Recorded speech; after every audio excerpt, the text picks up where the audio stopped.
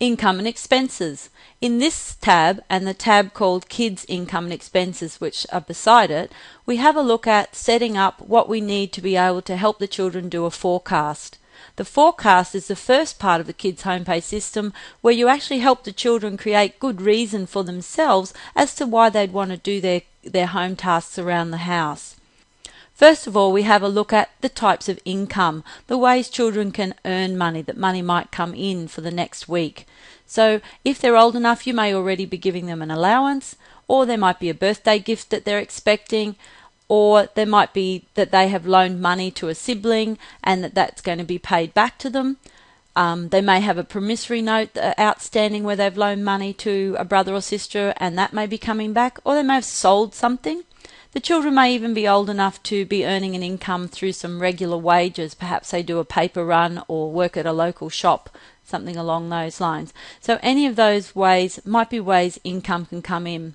We also have the category other so that they can just put that in, and if they know that they're getting some other form of money that could go in. However, each and every one of these are fully editable by you. So you'll notice the default data says allowance child 1. This is a place where we recommend that you go in here and change that from allowance child 1 to Rebecca. And then at this stage you might like to put a note in for yourself that you're giving Rebecca $10 a week as allowance.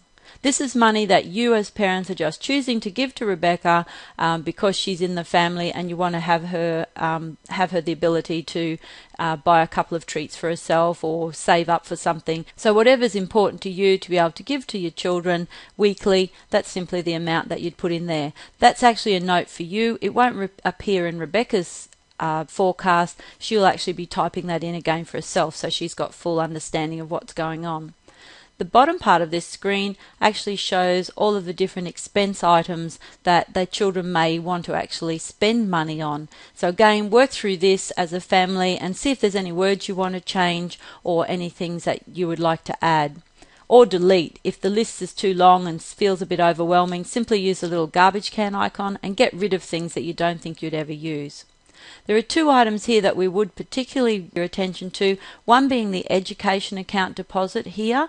We highly recommend that you have the children have that go in as a regular expense, even if they're putting $2 or $1 a week in, so that they get into the habit of saving up for their own education and to buy things that they want to actually learn about. So they might want to buy a book about a particular topic that they're really passionate about, or they might want to save up and do a training.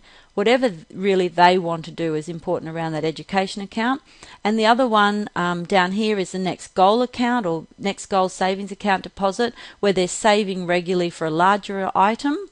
And there's one more, I should have said there's three, the wealth account deposit, which is really important for their long-term financial prosperity. If you can get children as young as possible just putting $1 away so that they can become financially independent in the future and teach them the power of compounding interest. This is explained way more fully in our more advanced program. However, up front, if you can get them starting with that habit, it will be a huge advantage to them long term.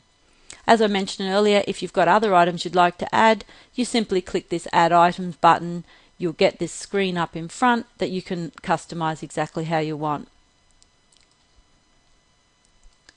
The second part of this is once all of those items have been decided on, you come into the Kids Income and Expenses allocation, and in this screen you actually allocate those to particular children.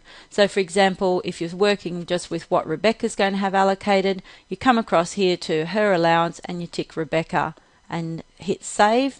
That will then be allocated to Rebecca, and you'll notice that the column on the right now has Rebecca's name in it. If one of your children, for example, are old enough to start earning their own wage, such as Sam, because he's about 17, then we'll actually click him and put Sam in there. And again, you'd come into here and you would have set up Sam as another child in the family and then have his allowance allocated to him. Down the bottom here then, all of the expenses, you can allocate those as well.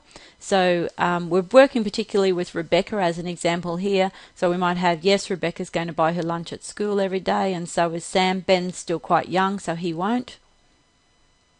Rebecca is definitely going to add to her education account every time. In this case, Rebecca would like to go to the movies. She's a bit of a movie buff and likes to go with her friends fairly often, so we'll allocate her in there. She also wants to save up for her iPad, so we'll put her in that one. And she's going to save up for her wealth account, just put even in $1 or $2 a week, as we suggested. Another thing Rebecca loves to do is actually download music, so she'd like to allocate that fairly often as well. And Rebecca absolutely loves keeping in touch with her girlfriends via her phone, so she has to have a prepaid phone plan that she pays for herself, which is, say, $10 a week. Once you've allocated all of those, you can come down to the bottom screen and see which income and expense items you've allocated to which child. In this case, we're just focusing on Rebecca. You can see all of the ones that have been allocated to Rebecca here. When that's done, you click on the bottom at the bottom that says Generate Income and Expenses for this week. When you do that, all of the ones that you've allocated to each child go across to their own individual accounts and stay there every week until you come back and change them here. So that means that each week the same ones that you've put in here will repeat in the child's actual software. So you only have to do this whenever you want to make a change. It's not something the parents have to come in every week and do. Just a one-off thing. In the next tutorial, we'll have a look at the home task setup.